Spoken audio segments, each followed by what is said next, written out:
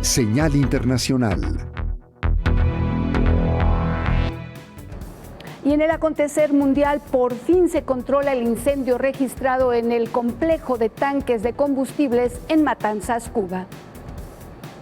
Las autoridades cubanas afirman que por fin han controlado las llamas que han causado estragos en el depósito de combustible de Matanzas. Este miércoles, el segundo jefe del Departamento Nacional de Bomberos, Alexander Ábalos, informó en una rueda de prensa de este avance. El incendio ya ha dañado desde el viernes 4 tanques de 50.000 litros cada uno. Uno de los miembros del equipo de bomberos cubano explica la situación. Durante la exploración de hoy, apreciamos que el primer tanque ya está apagado, está prácticamente apagado, y hoy le vamos a dar, ahora por la mañana le vamos a dar el remate porque quedan remanentes de humo y pequeñas candelas, pequeñas llamas, pero ya se debe controlar hoy. Y la apreciación es que se debe continuar para el segundo tanque en la medida que el humo nos deje entrar. Felicitaciones por todo el trabajo que han hecho. El presidente del país, Miguel Díaz-Canel, acudió al lugar de los hechos para agradecer y felicitar la ayuda de los equipos de bomberos y especialistas enviados por Venezuela y México. México, Cuba. El incendio de la base de Matanzas ha dejado al menos un fallecido y 125 heridos. Por el momento se sigue sin saber nada del equipo de bomberos desaparecido. Además, las llamas también han obligado a las autoridades a evacuar a más de 4.900 personas y a cerrar una planta termoeléctrica. Entre ellas, este grupo de residentes que se refugian en la Universidad de Matanzas.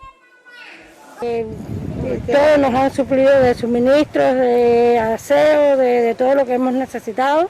No nos ha faltado el agua, la corriente, nada. Por el momento, el gobierno cubano no ha difundido estimaciones de las pérdidas que ha generado el que ha pasado a ser el mayor desastre industrial del país. En otra información, el expresidente Donald Trump recurre a la quinta enmienda para evitar declarar sobre su evasión fiscal. Donald Trump ha invocado este miércoles la quinta enmienda para negarse a declarar ante la Fiscalía General de Nueva York, que investiga desde hace años las actividades de su compañía. El expresidente ha acudido a testificar obligado por el juez, después de meses resistiéndose.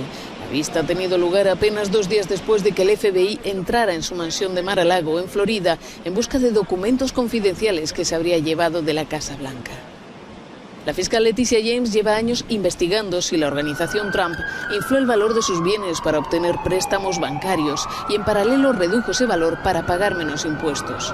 En un comunicado, el expresidente calificó esas pesquisas de caza de brujas motivada políticamente. En cualquier caso, solo es uno de los frentes legales que tiene abiertos, mientras sigue alimentando las expectativas sobre una nueva candidatura a la Casa Blanca en 2024.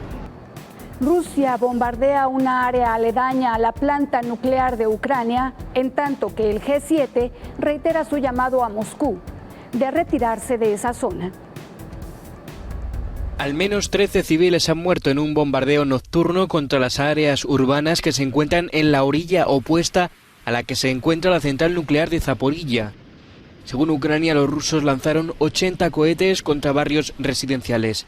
Los ataques en el entorno de la central nuclear mantienen en vilo a la comunidad internacional. Los ministros de Exteriores del G7 han exigido a Rusia que se retire de la central y de otras plantas en Ucrania para que Kiev pueda garantizar un funcionamiento seguro. Como medida de presión, el ministro de Exteriores ucraniano ha pedido a la Unión Europea y al G7, lo mismo que Zelensky, que dejen de expedir visados de turista a los ciudadanos rusos, una petición que divide a los 27. Mientras continúa el misterio en torno a las explosiones que sacudieron este martes una base aérea rusa en Crimea, dejando un muerto y 14 heridos. Ucrania dice que 9 aviones de guerra rusos fueron destruidos, mientras que Rusia lo niega. El gobernador de Crimea, nombrado por Rusia, apuntaba que aún se están inspeccionando los edificios dañados. Mientras que el ministro de Defensa de Ucrania ironizaba con la pregunta de un periodista sobre si los sucesos en la base de Crimea eran obra del ejército ucraniano. La respuesta es muy clara y corta. Creo que los militares rusos en esta base aérea rompieron una regla conocida muy simple: no fumar en lugares peligrosos. El Instituto Estadounidense de Estudios de la Guerra apunta que la simultaneidad de las explosiones probablemente elimine la versión oficial rusa de un incendio accidental, y añade que esto no descarta un sabotaje o un ataque con misiles de largo alcance. Y por desacreditar al ejército ruso ante la incursión en Ucrania, una periodista rusa es aprehendida y podría pasar 10 años en la cárcel. La periodista rusa Marina Ovsyanikova fue detenida el miércoles por haber desacreditado al ejército de su país. Los investigadores rusos iniciaron una indagación penal contra la reportera, que en marzo interrumpió el noticiero de un canal estatal con un cartel contra la ofensiva rusa en Ucrania. A mediados de julio, la periodista organizó una protesta en solitario cerca del Kremlin, con un cartel que decía: «Putin es un asesino, sus soldados son fascistas». Si es condenada, se enfrenta a una pena de hasta 10 años de prisión.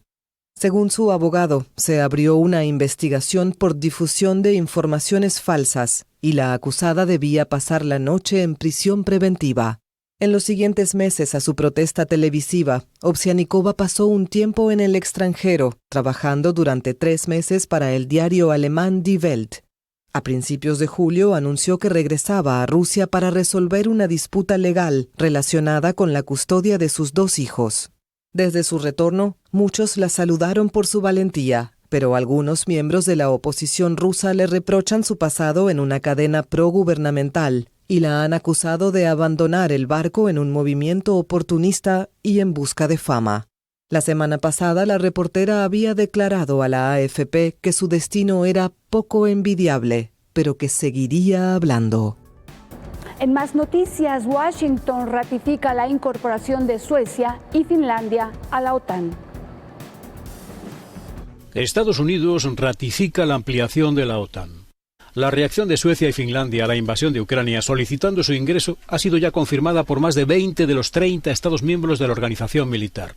El presidente de los Estados Unidos, Joe Biden, ratificó la solicitud de adhesión. A lo largo de más de 7 décadas, la OTAN ha demostrado ser la alianza indispensable, comprometida con una Europa totalmente libre y en paz. Nuestra alianza está más unida que nunca, Y cuando Finlandia y Suecia eleven el número de aliados a 32, será más fuerte que nunca.